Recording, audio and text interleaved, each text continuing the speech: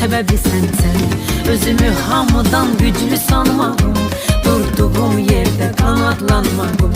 Benim sevinmeyim, yaşadlanmağım, yine de sebebi sensen.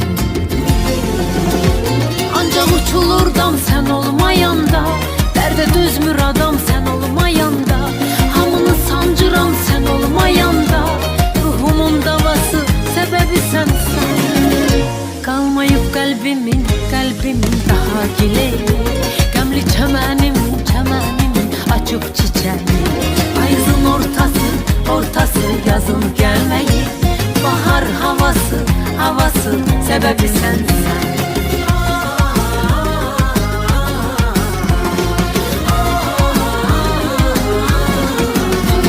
Yine ucadadır yeri taxtımın, kızıl devranıdır indi vaxtımın. Sınık taleyimin bağlı baxtımın, açılan kapısı sebebi sensen. Yine ucadadır yeri taxtımın, kızıl devranıdır indi vaxtımın.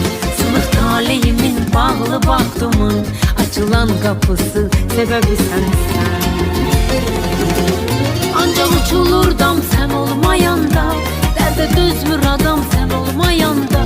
Hamını sancıram sen olmayanda, delinin davası sebebi sensen.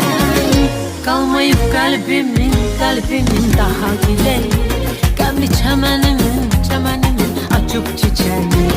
Ayızın ortası yazın gelmeyi, bahar havası sebebi sensin.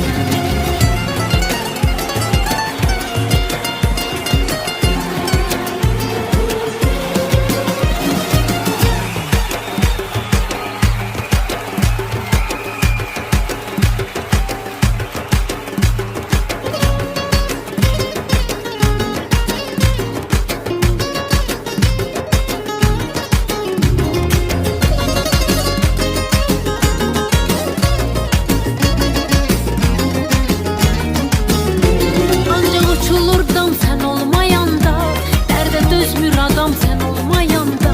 Hamını sancıram sen olmayanda, delinin davası sebebi sensin. Kalmayıp kalbimin daha dileği,